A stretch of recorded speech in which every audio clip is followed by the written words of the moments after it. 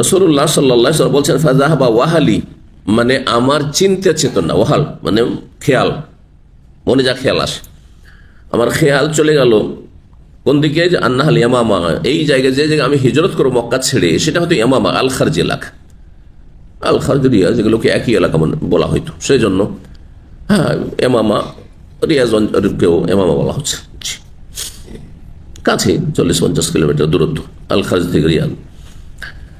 আও হাজার, অথবা আমি চিন্তা করলাম যে যদি খারজ না হয়, ইয়ামামা না হয়, তাহলে সেটি হাজার মানে আল হাসা এলাকা হিজরত করব। কিন্তু যখন হিজরতের হুকুম হইল, এটা তার চিন্তা ছিল কার? নবী সাল্লাল্লাহু আলাইহি ওয়াসাল্লামের। তাহলে আম্বিয়া রসুলগণের সব চিন্তাই যে বাস্তব হবে তা হইতে পারে না। চিন্তা কল্পনা জল্পনা অনেক কিছুই করতে, তাই না? কল্পনাতে আপনি ভাবছেন ভবিষ্যৎ যে আমি এই হব, এই করব, কিন্তু আল্লাহ তা করেননি আপনাকে, আমাকে। অনেকের কল্পনা ছিল যে আমি জান্নাতুল লেখাপড়া করবো, ডাক্তার হবো, ইঞ্জিনিয়ার হবো, কিন্তু আল্লাহ ওকে চেয়েছে তোকে আলেম করবো, হয়ে গেছে। অনেকের বিপরীত হয়েছে, তাই না? অনেকে বলছে আমি শিক্ষিত হব, সে অশিক্ষিত মূর্খ হয়ে গেছে, এগোতেই পারেনি। অনেকে পড়াশোনাতে আগ্রহ নেই, কিন্তু আল্লাহ বলছে তোকে পড়াবো, তো ছাড়বো। এমন পরিস্থিতি তৈরি করলো যে লেখাপড়া করার কোনো উপায় নেই, এমন পরিবেশ তৈরি হয়ে গেল।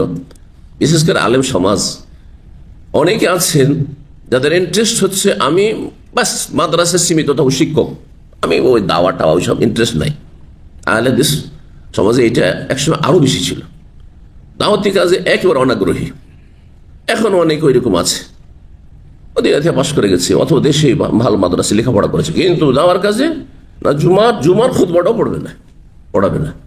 জুমার খুতবা যখন শুরু হবে তখন মসজিদে ঢুকবে, যাতে কেউ উঠিয়ে না দেয়। বুঝতে পেরেছেন? এমনও আছে।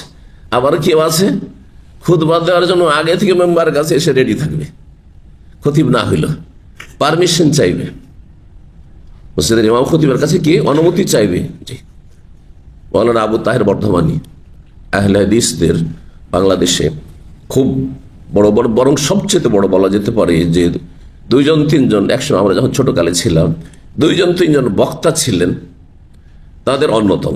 নাম শুনেছেন কেউ?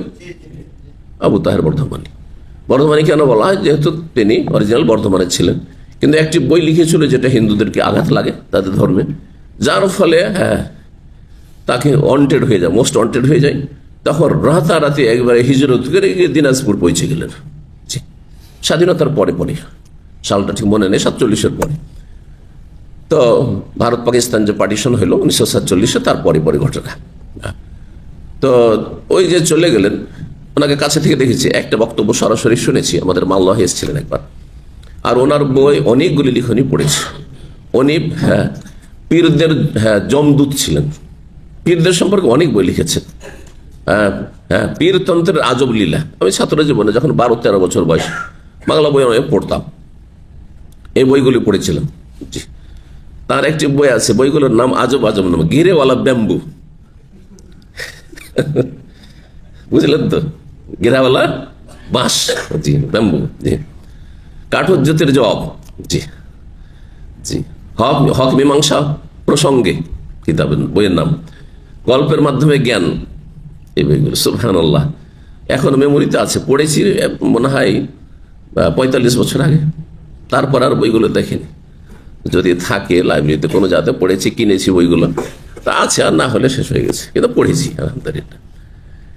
তো রাহিমাহুল্লাহ তাআলা দুনিয়া থেকে বিদায় নিয়েছেন।